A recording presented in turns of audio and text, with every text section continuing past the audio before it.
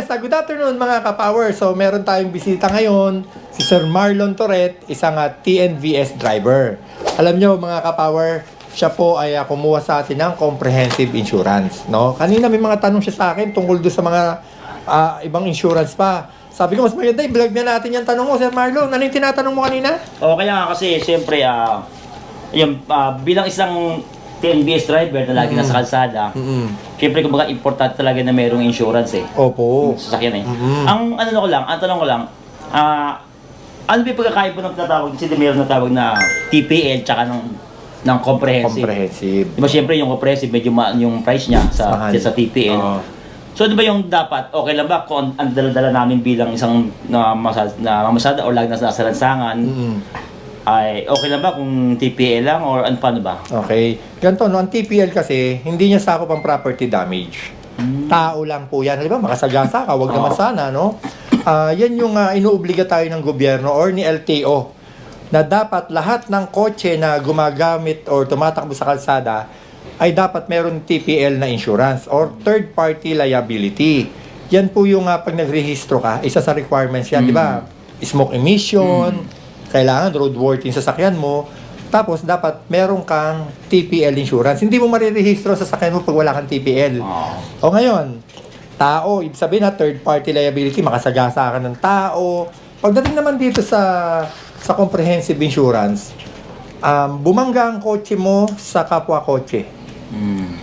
Yung comprehensive insurance mo, ipapagawa natin yung nabangga mong kotse. Hindi magagalaw yung TPL, hindi papasok doon ang TPL.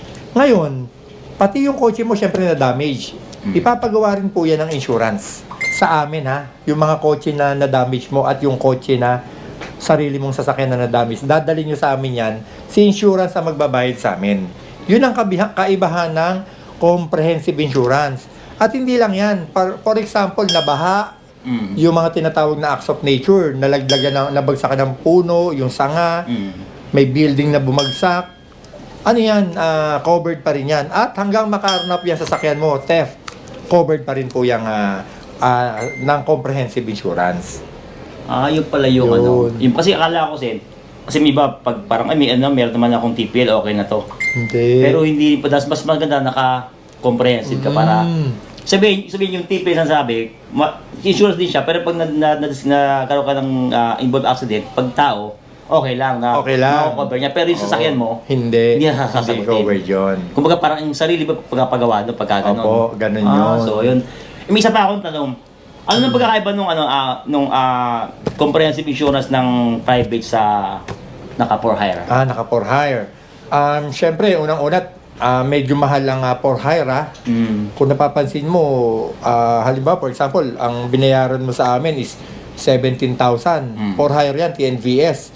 Sa private, mga 15,000 lang yan or 14. May mga difference talaga kasi unang-una, syempre risky yung sasakyan nyo bumabiyahe yan. Dahil ilang kapasada. Ilang oras ka bumabiyahe sa isang araw? Depende, merong 10, 12, ganyan 10 hours ang biyahe mo, di ba? Samantalang kung private yan, papasok from bahay, pumunta sa opisina.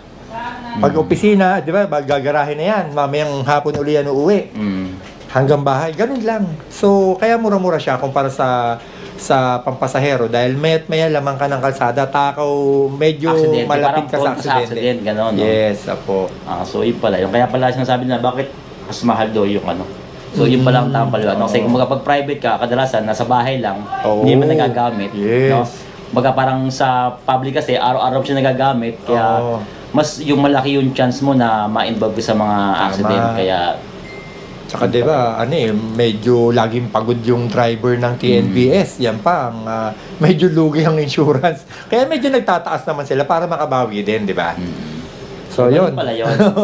So, kaya sa mga gaya ko na mga TNVS driver dyan, so huwag kayong manghinayang sa gastos, sa insurance. Kasi, kumbaga, nakasisiguro kayo. No, na hindi ka na mamaya kasi yung sabihin mong hindi, maingat naman itong magmaneho Hindi masabi na maingat magmaneho kasi kung alam niyo yung nag-viral na yung magpapa-blessing lang ng sasakyan nila, nakapark lang, pinabagsakan ng puno. Oo. O di ba kung wala insurance yun, di kamot sa ulo yung may-ari yun. Yun nga Actually, parang wala ngang insurance yata yung dalawa ron narinig sa balita. Yun mahirap. Kung meron kang comprehensive insurance, wala magiging problema, no? Walang Kasi problema. makakapag-claim ka, no? Yes. Sa TPL, hindi sagot ng TPL yun. Hindi sagot ng TPL yun. Yun lang. Oo, hindi pwede yun. Kaya the best talaga, comprehensive Insurance. Kaya yun nga, kung kukuha ka ng comprehensive ng insurance, kailangan yun, manuwagan kailangan talaga, kasi maraming mga insurance nag-offer ngayon. Siyempre, ang hanapin nyo, yun talagang mapagkakatiwalaan nyo, madaling kausap, at talagang, tawag doon, uma-action talaga. Oo. Isa nyo mahanap yun, siyempre sa Powerlag Insurance. Siyempre. Turo natin kaya, Sir Marlon, no? Hindi, ito na, ayan Ayan ito yung na, sales boss. office natin.